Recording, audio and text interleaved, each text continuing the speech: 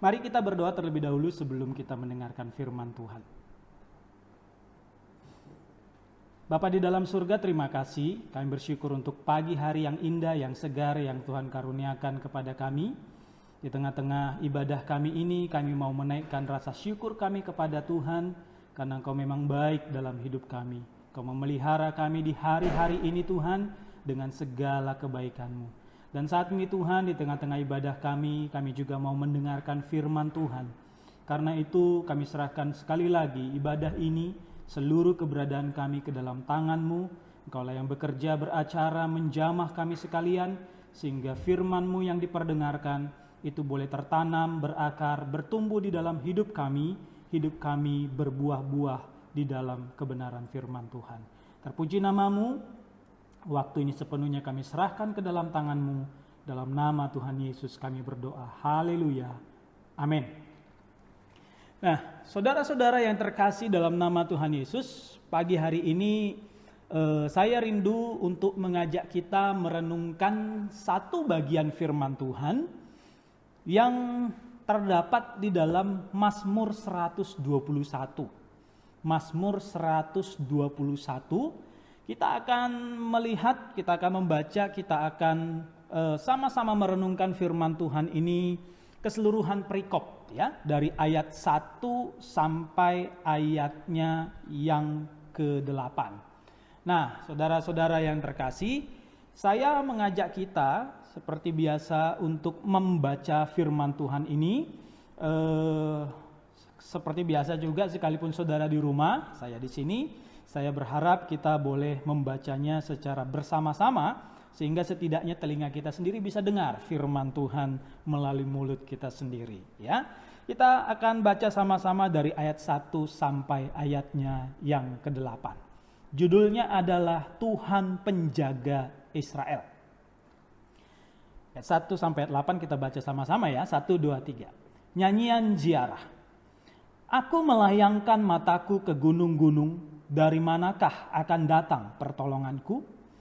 Pertolonganku ialah dari Tuhan yang menjadikan langit dan bumi. Ia takkan membiarkan kakimu goyah, penjagamu tidak akan terlelap. Sesungguhnya tidak terlelap dan tidak tertidur penjaga Israel. Tuhanlah penjagamu, Tuhanlah naunganmu di sebelah tangan kananmu. Matahari tidak menyakiti engkau pada waktu siang atau bulan pada waktu malam. Tuhan akan menjaga engkau terhadap segala kecelakaan, Ia akan menjaga nyawamu. Tuhan akan menjaga keluar masukmu dari sekarang sampai selama-lamanya. Amin.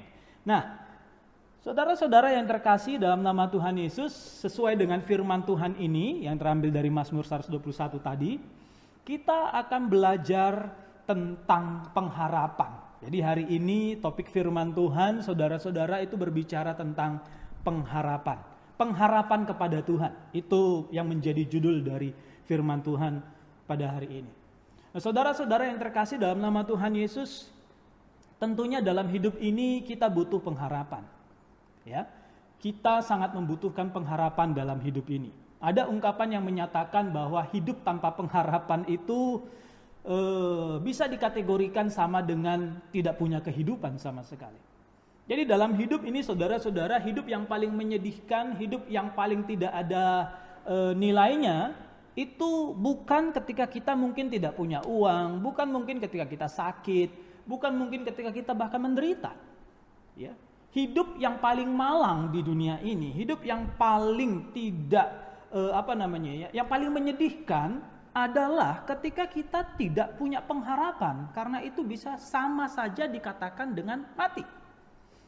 Nah, saudara-saudara yang terkasih dalam nama Tuhan Yesus, di tengah-tengah situasi seperti saat ini yang kita semua mengalami, di tengah-tengah pandemi COVID-19 yang masih terjadi sampai sekarang, saudara-saudara, semua orang butuh pengharapan. Karena pengharapan bisa mendrive hidup seseorang. Karena pengharapan bisa membuat hidup seseorang lebih bergairah, lebih bersemangat, lebih siap menatap masa depan, lebih siap menghadapi situasi seperti apapun. Biasanya saudara, dalam menghadapi kesusahan atau masalah, kita berharap kepada, misalnya ya, kalau ada masalah biasanya kita itu berharap sama manusia kadangkala ya. Atau kadangkala orang dalam menghadapi masalah, dalam menghadapi kesulitan, mereka biasanya berharap kepada sesuatu yang bersifat materi. Berupa harta mungkin atau kekayaan atau uang. Dan seringkali orang, saudara-saudara, dia merasa dia punya pengharapan selama dia punya segala yang tadi itu. Punya uang, punya harta, punya jabatan, dan lain sebagainya. Tapi saudara-saudara, kalau kita merenungkan dalam-dalam, nyata-nyata bahwa semua itu tidak senantiasa bisa menolong kita. Tidak senantiasa bisa untuk membuat kita tetap berpengharapan, punya optimisme, punya semangat, punya gairah yang menyala-nyala. Tidak selalu. Pandemi COVID-19 ini menunjukkan kepada kita semua bahwa yang tadi-tadi itu manusia atau mungkin harta, jabatan dan lain sebagainya, saudara-saudara, itu tidak terlalu berguna bagi kita.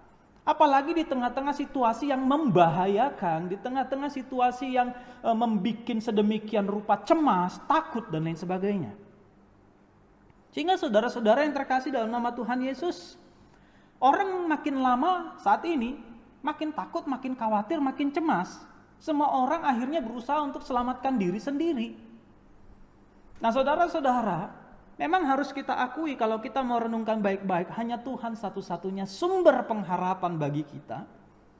Kita memang harus dan sepatutnya, seharusnya berharap kepadanya. Kenapa kita harus menaruh satu-satunya pengharapan kepada Tuhan? Nah, Mazmur 121 yang kita baca tadi nanti akan memberitahu kita bahwa setidaknya ada 3 alasan yang kita bisa pelajari. Dan sesuai dengan yang kita sudah baca tadi, saudara-saudara, Mazmur 121 ini adalah sebuah Mazmur ziarah. Jadi, Mazmur 121 ini adalah Mazmur yang berkaitan dengan perjalanan rohani atau perjalanan spiritual si penulisnya, yang itu juga nantinya menjadi sebuah perjalanan rohani dari setiap orang Israel. Jadi Mazmur ini akan senantiasa dibaca oleh setiap orang Israel ketika dia ziarah ke Yerusalem. Nah, ketika berbicara tentang ziarah, saudara-saudara, ketika berbicara tentang Mazmur ziarah, biasanya itu punya 2 pengertian, saudara-saudara, ya. Ziarah secara literal maupun figuratif. Ziarah secara literal tentunya berbicara tentang ziarah yang berarti perjalanan seorang Israel ke Yerusalem, ke Bukit Sion, pergi ke Bait Suci, yang merupakan sesuatu hal yang memang wajib dilakukan oleh orang Israel dalam kehidupan mereka. Jadi dimanapun mereka tinggal, dimanapun mereka berada di wilayah Israel atau bahkan di luar wilayah Israel, biasanya orang Israel itu pada suatu waktu dalam kehidupannya dia wajib untuk pergi datang ke Yerusalem untuk berziarah. Jadi Mazmur ziarah bisa berarti ya memang ini adalah sebuah mazmur yang dinaikkan atau mungkin digubah atau bahkan diucapkan, dibacakan seperti itu ketika memang seorang Israel itu pergi ke Yerusalem. Tapi Mazmur ziarah juga bisa berarti secara figuratif, yang berarti ini menggambarkan sebuah perjalanan rohani dari si penulis atau dari orang Israel di perjanjian lama tentunya, perjalanan kehidupan di dalam mengarungi luasnya, dahsyatnya, ganasnya samudra dunia ini.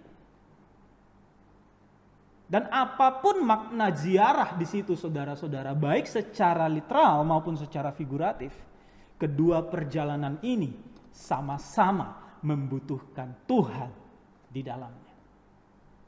Nah, apa yang kita bisa pelajari dari Mazmur ini berkaitan dengan pengharapan kepada Tuhan?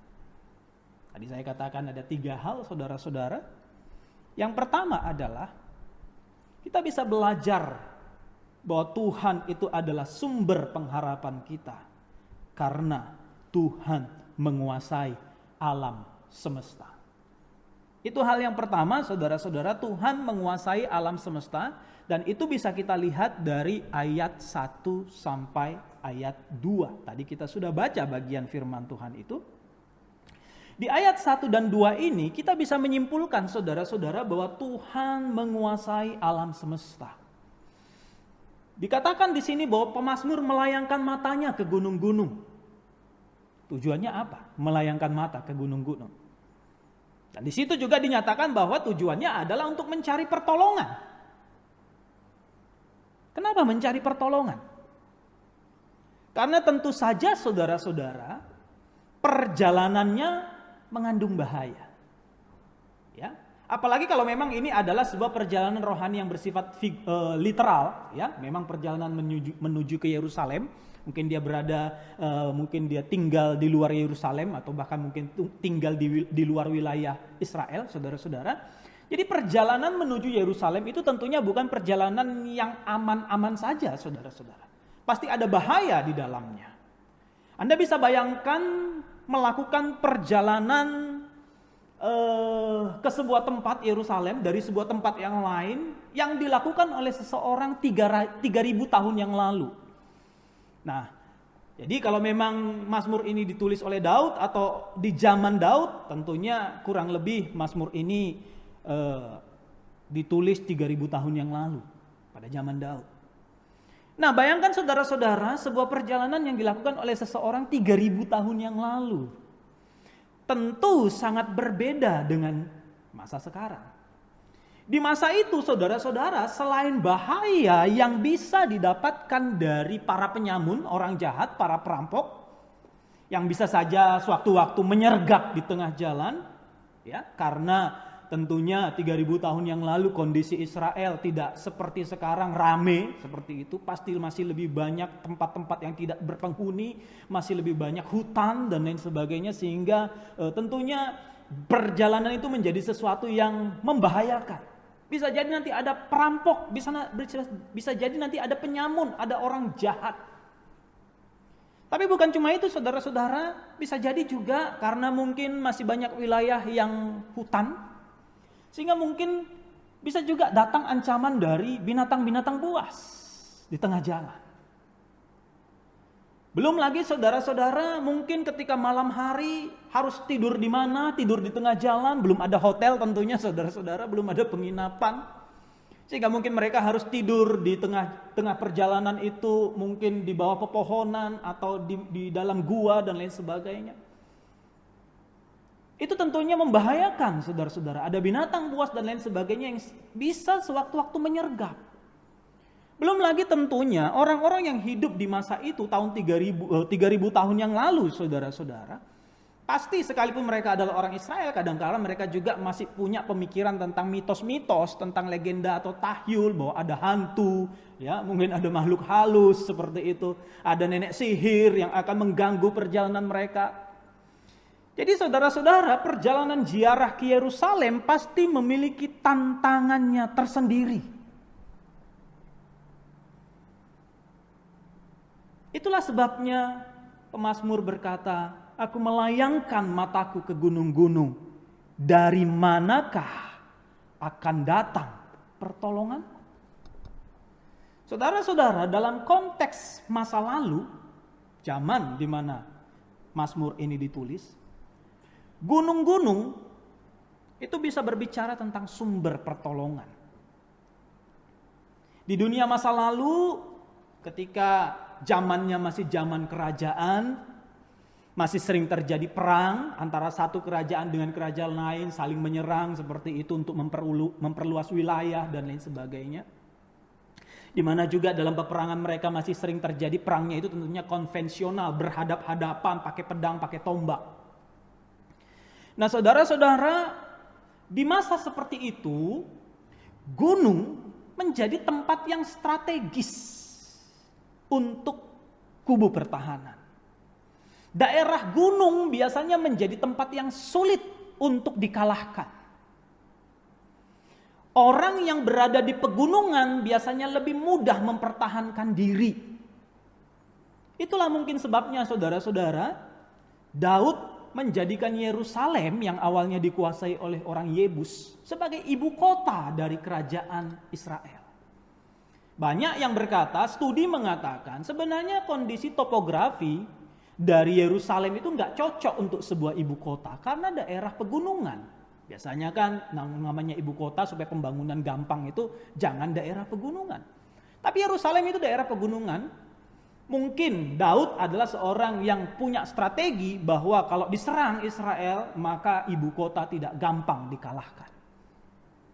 Nah, cocok jadi ibu kota karena aman. Sekalipun gak cocok sebagai ibu kota sebenarnya karena pegunungan. Jadi pegunungan saudara-saudara bisa berbicara tentang sebuah perlindungan, sebuah pertahanan, sebuah kenyamanan, sebuah keamanan yang didapatkan. Nah, selain itu juga saudara-saudara, gunung-gunung atau pegunungan bisa juga kita simpulkan sebagai sumber pertolongan. Karena pegunungan itu biasanya subur, ada banyak tumbuh-tumbuhan, pepohonan yang tumbuh di situ. Sehingga mungkin kayu-kayunya bisa diolah, ya, tanahnya subur sehingga bisa ditanami dengan berbagai macam tanaman, buah-buahan dan lain sebagainya sehingga buah-buahnya bisa dimanfaatkan. Dan juga pegunungan itu biasanya tempat yang sangat cocok untuk penggembalaan ternak. Sehingga ternak-ternak tidak kelaparan.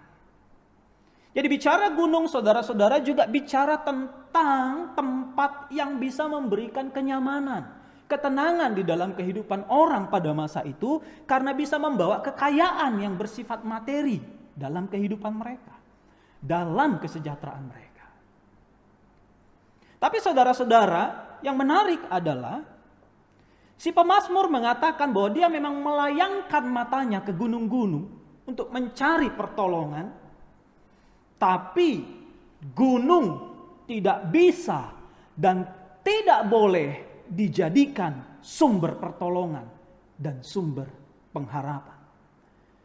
Gunung bukanlah sumber pengharapan manusia, karena gunung adalah ciptaan. Dia adalah sarana saja. Dia hanya representasi dari ciptaan Tuhan. Dan ciptaan Tuhan apapun itu, sehebat apapun itu, tidak bisa dijadikan sumber pengharapan. Sumber pengharapan kita hanya Tuhan. Dari Dialah datang pertolongan. Itulah yang dinyatakan oleh Mazmur ini, terutama di ayat 2, saudara-saudara. Ketika dia melihat kepada gunung-gunung, ketika dia melihat kepada sumber-sumber pertolongan yang bisa didapatkan manusia dari yang bukan Allah, tapi dia tidak berhenti sampai di situ, saudara-saudara. Di ayat 2 dia katakan, pertolonganku ialah dari Tuhan yang menjadikan langit dan bumi. Saudara-saudara yang terkasih dalam nama Tuhan Yesus, kenapa Tuhan yang harus menjadi sumber pengharapan kita? Kenapa Tuhan yang harus menjadi sumber pertolongan kita? Karena Dialah yang menjadikan langit dan bumi. Daripadanya lah segala sesuatu berasal. Gunung, lembah, daratan, sungai-sungai, danau, samudra raya, bahkan segala kekayaan yang ada di dalamnya, di dalam semua itu, bahkan sampai ke langit, saudara-saudara, semua adalah karya ciptaan Tuhan. Dan Tuhan menguasai semua itu. Tuhanlah penguasa alam semesta ini, saudara-saudara. Dan karena Ia penguasanya, Dia memegang kendali seutuhnya atas apa yang terjadi di alam semesta ini. Dia yang mengendalikan musim-musim. Dia yang mengendalikan planet-planet dengan segala pergerakannya, orbitnya. Dia yang mengendalikan hukum alam yang ada di dunia ini. Dia yang mengendalikan zaman dan sejarah, saudara-saudara. Ia pula yang mengendalikan segala perubahan yang terjadi di dalam kehidupan manusia. Kita bisa saja melihat segala sesuatu yang terjadi di dunia ini, saudara-saudara, sebagai sebuah kekacauan, sebagai sesuatu yang terjadi kok sepertinya tanpa kendali. Tapi sesungguhnya karena Tuhan adalah pencipta langit dan bumi, Dia penguasa atas segalanya, sesungguhnya Dia mengendalikan semuanya. Dialah yang pantas dimintai pertolongan. Dialah yang layak dijadikan sumber pengharapan di dalam segala situasi, di dalam segala musim atau keadaan, termasuk dalam situasi-situasi seperti sekarang ini, saudara-saudara. Kita tidak boleh berharap kepada ciptaan. Kita tidak boleh berharap kepada sarana-sarana yang diciptakan Tuhan. Sekalipun kadangkala itu membantu kita, tapi sumber pengharapan kita harus kita arahkan kepada Tuhan. Dalam situasi seperti ini, saudara-saudara, di tengah-tengah pandemi COVID-19 yang menakutkan ini, sepertinya semuanya kacau. Sepertinya semuanya mengerikan, menakutkan. Sepertinya semuanya di luar kendali. Belum lagi ditambah dengan berseliwerannya ya di media sosial di mana-mana teori-teori konspirasi seperti yang mengatakan bahwa virus corona ini adalah dibuat, disengaja, diciptakan untuk membunuh sekian banyak orang. Ya, banyak teori konspirasi yang membuat kita makin bertanya-tanya, mungkin makin cemas, makin ketakutan. Ada juga berseliweran saudara-saudara tafsir-tafsir yang mengatakan ini sudah akhir zaman, oh begini sudah materai, sudah sangkakala, sudah cawan murka Allah dan lain sebagainya. Ada banyak mimpi-mimpi dari orang-orang yang kita nggak kenal entah siapa dia, tapi menuliskan bahwa oh Tuhan sudah datang, sudah mau datang dan lain sebagainya. Jangan terima nanti vaksin corona ini karena bisa jadi itu juga akan menjadi sarana untuk menanamkan chip 666 dan lain sebagainya. Dan itu saudara-saudara membuat kita semakin cemas, semakin takut, semakin khawatir. Di tengah-tengah situasi yang sudah menakutkan karena virus itu sendiri.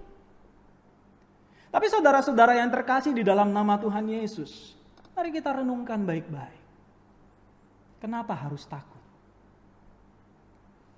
Bukankah Tuhan adalah penolong kita? Bukankah Dia adalah penguasa alam semesta ini?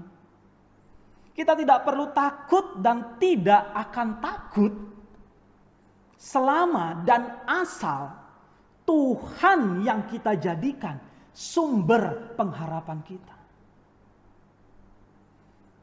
Dengan demikian saudara-saudara, mari jadikan Tuhan sebagai satu-satunya sumber pengharapan kita. Sebagai orang percaya, kita tidak boleh merendahkan Tuhan dengan menyamakan Dia dengan ciptaannya. Sehingga kita lebih berharap kepada manusia mungkin.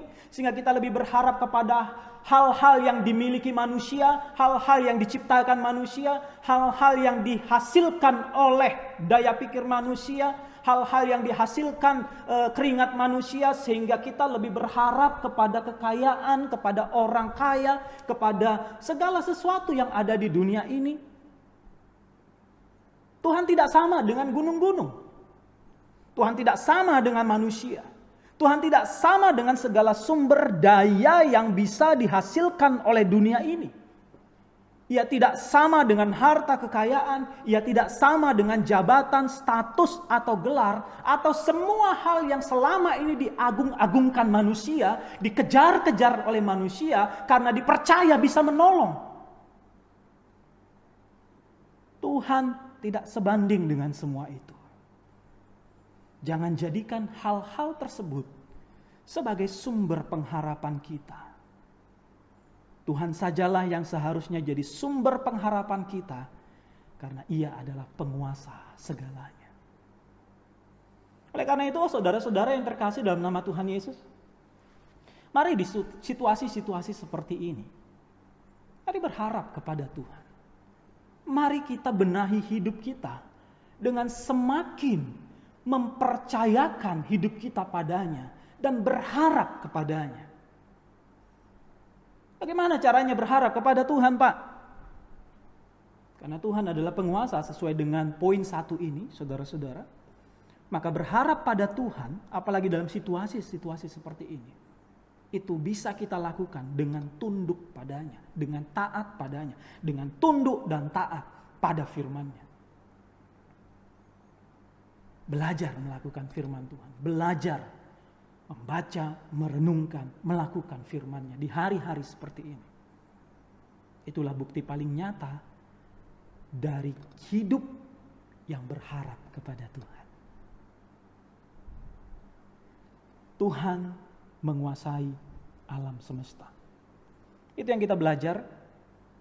Yang pertama dari Mazmur 121 tentang pengharapan di dalam Tuhan. Yang kedua, saudara-saudara, dari ayatnya yang ketiga sampai ayat yang kelima, saya menyimpulkan di situ satu poin lagi berkaitan dengan kenapa kita harus berharap pada Tuhan. Yang kedua, Tuhan menyertai kita. Tuhan menyertai kita. Ayat 3 sampai ayat 5. Tadi juga kita sudah baca firman Tuhan ini, saudara-saudara. Jadi kita akan lihat sekilas-sekilas saja lagi. Nah, di bagian ini pemazmur secara lebih spesifik menyatakan bahwa Tuhan menjagainya dalam ziarahnya ke Bukit Sion, ke Yerusalem. Saudara-saudara yang terkasih dalam nama Tuhan Yesus, tentu saja perjalanan ke Bukit Sion atau Yerusalem, kalau ini adalah sebuah ziarah yang bersifat literal, perjalanan yang dilakukan 3000 tahun yang lalu ke Bukit Sion atau ke Yerusalem, ke Bait Suci, itu tentunya melelahkan dan tidak nyaman. Pasti sangat melelahkan. Entah dia ke sana dengan menggunakan kereta kuda, atau dia mengendarai keledai, atau mungkin jalan dengan beberapa temannya yang lain. Apapun yang dikendarai, pastilah salah satu tantangannya adalah kelelahan fisik yang sedemikian rupa. Yang tentunya kalau sudah fisik lelah, bisa juga diikuti dengan kelelahan mental. Kelelahan jiwa, saudara-saudara. Waktu saya ke Israel bulan Januari yang lalu, nggak capek sih saudara-saudara, karena tentunya udah beda situasinya, apalagi saya ke sana naik pesawat. Dan setelah naik pesawat ya kemana-mana naik bus, nggak ada susahnya. Ya, travel agent menyediakan minuman sehingga kapan saja kita mau minum cukup. Tidurnya pun di hotel, nggak ada susah-susahnya. Tapi sedemikian pun saudara-saudara tetap capek secara fisik. Nah, saudara bisa bayangkan sebuah perjalanan yang dilakukan 3000 tahun yang lalu. Belum dia berjalan sedemikian rupa melewati segala sesuatu di tengah-tengah mara bahaya. Belum lagi dia mungkin harus naik turun gunung dan lembah. Bahkan mungkin harus melewati daerah-daerah yang tandus panas. Salah satu tantangannya tentu adalah kaki kita menjadi goyah. Itulah sebabnya pemazmur berkata di ayatnya yang ketiga, ia takkan membiarkan kakimu goyah. Saudara, perjalanan yang melelahkan, perjalanan yang sedemikian berat tentu akan menyebabkan kaki seseorang goyah. Istilah goyah di sini bisa berarti dua hal, saudara-saudara. Yang pertama, itu bisa berarti kelelahan secara fisik. Kita nggak kuat lagi, kaki kita sudah nggak mampu lagi untuk berjalan. Apalagi dalam bahasa Ibraninya, kata goyah di situ adalah mot, yang artinya bergetar. Shaking dalam bahasa Inggrisnya. Wavering, sudah gemetaran, sudah nggak kuat lagi. Tentunya dalam situasi seperti ini berat sekali saudara-saudara. Sudah kecapean, kaki sampai gemetaran. Dan kalau sendiri tentunya akan lebih mengerikan lagi. Tapi kalau ada teman masih enak. Karena ada orang yang mungkin bisa menolong, menopang, ya, memapah, menyangga tubuh kita untuk terus berjalan. Sekalipun sudah gemetaran. Karena naik turun lembah mungkin. Tapi saudara-saudara, kata goyah di sini, kaki yang goyah, selain juga bicara tentang kelelahan fisik, ini juga bisa berbicara tentang kelelahan batin, kelelahan jiwa. Saking beratnya perjalanan yang harus dilalui, saking beratnya tantangan yang dihadapi, sampai-sampai orang itu goyah kakinya, yang berarti dia mulai merasa lemah secara batin, secara mental, secara jiwa, sehingga dia mulai berpikir untuk menyerah. Mulai berpikir untuk putar balik. mulai berpikir untuk nggak usah maju lagi menuju tempat yang sudah ditetapkan. Berhenti, bahkan mungkin mundur. Dan sama saja saudara-saudara, kalau orang melalui situasi seperti ini, apalagi sendiri, wah bahaya sekali. Dan tentu saja tetap membutuhkan orang yang menguatkan, yang menghibur, memotivasi, menyemangati. Nah saudara-saudara yang terkasih dalam nama Tuhan Yesus, dalam situasi seperti itu, Tuhan berdasarkan pengalaman rohani si pemazmur, Tuhan dikatakan menjagai kita. Tuhan menyertai kita. Bahkan dikatakan selanjutnya, Dia menjagai dengan setia. Saat kita sudah tidak kuat lagi, saat kita sudah tidak sanggup lagi, saat kaki kita sudah gemetaran, saat mental kita sudah down, saat mungkin kita sudah mengalami kelelahan secara jiwa, kita sudah mau menyerah, Ia menyertai kita. Ia menjagai kita. Ia menopang kita. Dan tidak sedetik pun dikatakan Dia tidak bersama-sama dengan kita. Tidak sedetik pun dikatakan Dia memalingkan pandangannya terhadap kita. Sebab Tuhan dikatakan di ayat 3 dan ayat 4. Dia tidak terlelap. Dia tidak tertidur. Dia menjagai kita.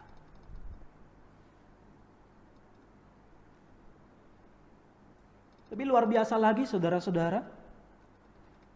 Di ayat 5 dikatakan di situ bahwa Tuhan menjadi naungan kita di sebelah tangan kanan kita. Dalam perjalanan yang melelahkan saudara-saudara, panas terik, matahari, apalagi daerah Israel sana, tentunya menjadi sebuah tantangan yang berarti. Matahari kalau bersinar dengan garangnya, dengan sengatnya yang sedemikian panas, itu tentunya menjadi tantangan yang berarti bagi seseorang yang melakukan ziarah ke Yerusalem. Nah, saudara-saudara dikatakan di situ bahwa Tuhan menjadi naungan bagi kita. Maksudnya Dia melindungi kita. Dia menjadi tameng kita terhadap sengatan sinar matahari yang sangat panas itu.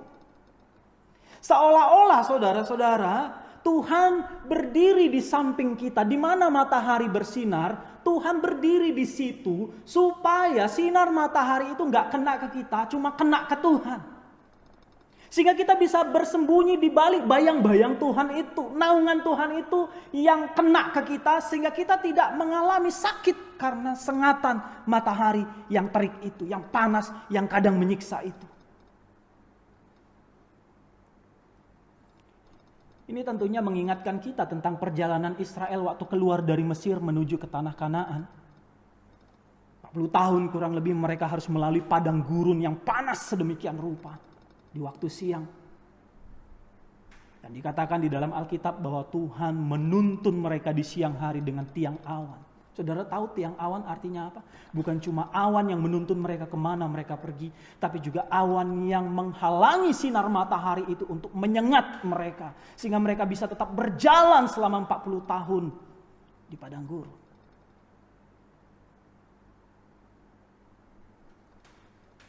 Saudara, selama musim corona ini, kalau pagi-pagi nggak ada kegiatan dan lain sebagainya, nggak ada hal-hal yang penting, kami senantiasa, saya dan keluarga ya, biasa berjemur. Dan selalu berusaha setiap hari kalau bisa berjemur. Setiap pagi. Nah saudara-saudara, saya orangnya kalau berjemur tuh nggak bisa diem. Karena nggak tahan panasnya gitu kan. Jadi harus gerak-gerak seperti itu supaya nggak terlalu sakit gitu kalau kena sinar mataharinya. Jadi bergerak-gerak. Kadang-kala saya kasihan lihat anak saya Gisel karena dia belum bisa bergerak, saudara-saudara. Ketika kami taruh dia di sebuah kursi, dia jemuran di situ, ya dia cuma bisa nangis-nangis. Nah panas. Kadang-kala hati saya nggak tega. Kadang-kala saya berdiri dekat dia, ya, Apalagi kalau mominya nggak ada, ya, mominya biasanya yang tega gitu ya, harus dijemur gitu. Jadi kadang-kala saya kasih tangan saya untuk nutupi matanya, wajahnya, sehingga sinar matahari nggak kena ke wajahnya. Karena kadang saya kasihan lihat dia udah merah kayak kepiting rebus. Nah saudara-saudara, kenapa saya melakukan itu? Karena saya sayang sama anak saya. Saya nggak ingin dia menderita, sekalipun sebenarnya mungkin matahari itu bagus untuk kesehatannya, tapi kadang-kala nggak tahan juga. Memang kadang-kala saya sendiri pun terasa menyengat sekali nih matahari. Apalagi dia nggak bisa kemana-mana, dia tetap harus di kursi itu karena memang dia belum bisa bergerak kemana-mana. Jadi saya seringkali halangi matahari itu biar saya yang kena, anak saya jangan sampai kesakitan kena matahari. Saudara-saudara, Tuhan menjadi naungan dari sinar matahari. Bahkan dikatakan saudara-saudara, dia menjadi naungan kita di sebelah tangan kanan kita. Nah, ini menunjukkan saudara-saudara, Tuhan itu dapat dan layak dipercaya. Dalam konteks Alkitab, saudara-saudara, di sebelah tangan kanan itu biasanya mengacu kepada tempat orang kepercayaan. Orang yang paling dipercayai biasanya di sebelah tangan kanan atau di sebelah kanan. Jadi kalau orang ada duduk, orang ada berdiri di sebelah kanan, itu biasanya mengacu kepada orang kepercayaan, orang yang dipercayai, orang yang sangat dipercayai. Nah, Tuhan dikatakan menjadi naungan kita di sebelah tangan kanan kita. Itu artinya saudara-saudara, dia ingin memang kita mempercayakan diri kepadanya. Dia ingin memang kita menjadikan dia sebagai yang paling kita percayai dalam hidup ini. Dalam kita melalui berbagai perjalanan kehidupan, dalam kita menjalani berbagai perjalanan rohani di tengah-tengah dunia ini. Dia ingin kita menjadikannya sebagai pribadi yang paling kita percayai. Siapa yang kita percayai selama ini? Untuk menyertai kita, untuk menjadi andalan di dalam hidup kita. Siapa yang paling kita percayai selama ini? Atau apa yang paling kita percayai selama ini yang akan membuat hati kita tenang? Hidup kita nyaman, kita merasa, oh mantap. Siapa atau apa? Tidak sedikit orang saudara-saudara yang menjadikan yang paling dia percayai itu bukan Tuhan. Selama dia punya harta, selama dia punya kekayaan, selama dia punya jabatan dan lain sebagainya, itu dia anggap cukup menjadi yang paling dia andalkan dalam hidup ini sebagai kepercayaannya. Tapi saudara-saudara, kalau kita mau jujur dan kita sudah tahu kebenarannya, sesungguhnya semua itu tidak benar-benar bisa diandalkan. Karena semuanya fana, semuanya ciptaan, semuanya riskan, semuanya gampang lenyap. Hanya Tuhan yang sempurna menjagai dan menyertai kita.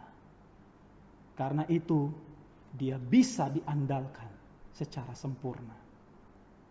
Oleh karena itu saudara-saudara, mari belajar menanggalkan kepercayaan kita yang berlebihan kepada yang bukan Tuhan. Mari belajar untuk mulai meninggalkan pengharapan kepada yang bukan Tuhan. Dan mulai belajar menjadikan Tuhan sebagai satu-satunya sumber pengharapan kita. Karena memang Dialah satu-satunya yang menyertai kita dengan setia, melindungi kita dari berbagai tantangan hidup ini. Bahkan Dia sangat ingin kita menjadikan Dia sebagai pribadi yang paling kita percayai. Tuhan menyertai kita. Yang kedua. Dan yang ketiga, yang terakhir saudara-saudara. Kenapa di situasi-situasi seperti ini, sama seperti si pemazmur, kita perlu mereview ulang pengharapan kita kepada Tuhan. Kita perlu menaruh pengharapan kita kepada Tuhan. Yang ketiga, di ayatnya yang ke-6 sampai ke-8, di situ satu hal lagi yang kita bisa pelajari, yang saya dapatkan adalah Tuhan menghalau malapetaka. Tuhan menghalau malapetaka. Dalam ayat 6 tadi saudara-saudara kita juga sudah baca. Di ayat 6 tadi dikatakan pemazmur menyatakan bahwa matahari dan bulan tidak akan menyakiti karena ada Tuhan yang menjaga. Nah, hal ini tentunya menurut saya saudara-saudara mengimplikasikan makna figuratif dari matahari dan bulan. Karena bagaimana mungkin matahari dan bulan bisa menyakiti? Matahari masih bisa ya. Tadi di poin 2 matahari bisa karena mungkin sengatnya sedemikian panas ya, ketika terik maka kita juga memang akan merasa nggak nyaman, bahkan mungkin bisa sakit seperti itu. Tapi bulan bisa nyakiti seperti apa? Di malam hari. Sehingga banyak yang menyimpulkan saudara-saudara ada makna figuratif dari pernyataan si pemazmur ini. Jadi selain matahari dan bulan itu mengacu kepada hanya sekedar benda-benda alam, tampaknya matahari dan bulan di sini juga berbicara tentang kuasa kegelapan. Karena kadangkala matahari dan bulan itu menjadi simbol kuasa kegelapan. Karena di masa perjanjian lama saudara-saudara, bahkan mungkin sampai sekarang, matahari, bulan itu menjadi sesembahan. Menjadi sesuatu yang dianggap sebagai yang berkuasa, penguasa sehingga layak disembah. Ada dewa matahari, ada dewa bulan, yang pada masa-masa itu merupakan dewa-dewa utama di beberapa suku bangsa, saudara-saudara. Tuhan juga dikatakan akan menghalau segala kecelakaan. Kata kecelakaan di sini lebih tepat diterjemahkan sebagai kejahatan. Karena dalam bahasa Ibraninya adalah ra. Ra itu artinya kejahatan atau keburukan. Bahasa Inggris menerjemahkannya sebagai evil. Apalagi kalau kita kaitkan dengan frasa-frasa selanjutnya, yaitu Tuhan menjaga nyawa, Tuhan menjaga keluar masuk kita. Jadi saudara-saudara, Tuhan dikatakan di sini menjaga kita, menjauhkan berbagai macam malapetaka di dalam kehidupan kita. Baik kecelakaan yang sifatnya tidak disengaja, ya mungkin kecelakaan karena sesuatu hal yang terjadi dengan tiba-tiba dalam hidup kita, dalam perjalanan ziarah kita, maupun juga kecelakaan yang disebabkan oleh kejahatan yang dilakukan oleh orang-orang jahat, atau bahkan oleh kuasa-kuasa kegelapan yang bisa mencelakakan nyawa si pemazmur dan juga tentunya nyawa kita. Jadi saudara-saudara yang terkasih, ketika pemazmur mengatakan bahwa Tuhan melindungi dari sengatan matahari atau juga dari bulan, Tuhan melindungi, menjaga dari segala kecelakaan, menjaga nyawa kita, menjaga keluar masuk kita, si pemazmur sedang mau mengatakan bahwa Tuhan sanggup menghalau berbagai malapetaka yang terjadi atau yang akan terjadi dalam kehidupan kita, siapapun penyebabnya, apapun sumbernya. Tuhan menghalau semua itu. Saudara, apa yang mengancam kita dalam hidup kita saat-saat ini? Apa yang menakutkan kita hari-hari ini? Kecelakaan? Kejahatan? Serangan-serangan dari orang-orang jahat yang ingin menjatuhkan kita atau mencelakakan kita? Atau kuasa-kuasa kegelapan dengan berbagai caranya yang licik, yang ingin menjatuhkan kita, ingin menanamkan kejahatan atas hidup kita? Apa yang kita takutkan hari-hari ini? Oh, mungkin kita berkata, ya virus corona lah. Tapi saudara-saudara yang terkasih dalam nama Tuhan Yesus, berharaplah kepada Tuhan.